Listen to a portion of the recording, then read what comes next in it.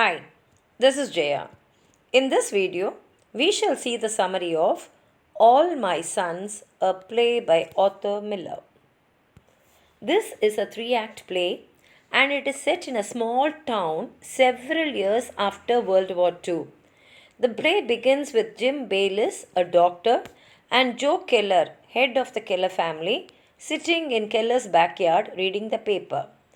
A previous night's storm had shone in half a tree, which is actually a memorial of Larry Keller, one of the two Keller children, the son who did not survive the war. That is, he was thought to have been killed in the war.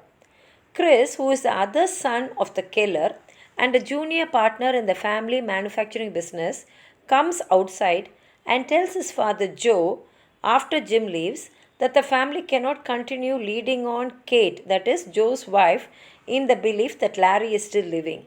That is, everyone is thinking that Larry is dead in the war, but only Kate, that is Larry's mother, believes that he is still alive some way. Frank Lube, another neighbor of the Kellers, along with his wife Lydia Lube, is using astrology to determine if Larry is alive.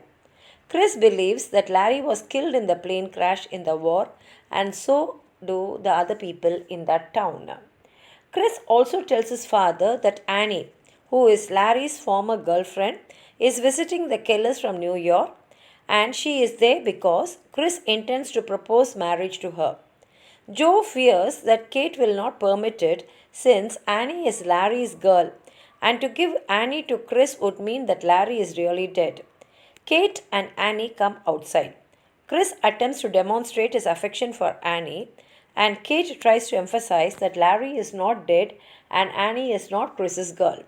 It is revealed that Annie's father Steve was a former employee of Joe's at the manufacturing company during the war, and that Steve apparently approved the production of faulty plane parts which were shipped to American planes, and this caused the death of 20 found pilots in plane crashes. Steve went to jail for his negligence, but Joe was released because he argued in the court that Steve acted alone and that Joe did not force him to ship the defective parts.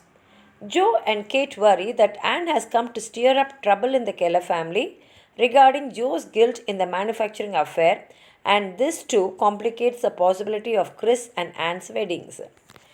Chris also tells Annie that he has had a hard time navigating the moral complexities of post war life, and he relates a story from the war in which a soldier gave him his last pair of dry socks, which is an indication of the moral simplicity of battle.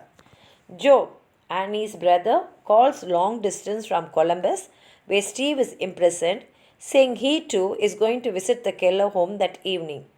Annie worries that George is coming with revelations that Joe Steve manufacturing affair, and Kate tells Joe to prepare himself for George's questioning.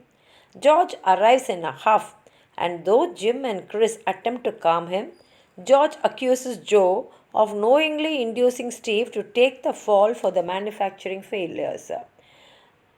George believes Steve's story that Joe himself told Steve over the phone to shellac over the defective parts.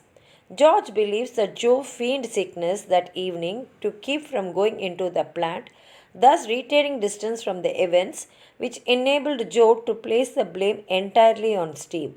Joe denies these accusations to George, who leaves the house. But as Annie runs after him, Joe announces to Chris and in front of Kate that in fact George's story is true. Chris is aghast not just that his father produced the defective parts, but that Joe lied to put Steve in jail and proceeded to make a fortune from the factory in the post war boom. Chris feels complicit in his father's immorality and goes for a drive that evening, while Joe and Kate weep on the house's back porch. At the play's end, it is 2 in the morning the following day, and Chris returns from his drive to find Annie, Joe, and Kate outside. Annie, who wants Kate to believe that Larry is truly dead so that she and Chris can be married, shows to Kate a letter Larry wrote her the day before his death, in which he said his plane would go missing in an act of suicide out of the shame Larry feels for Joe's and Steve's guilt.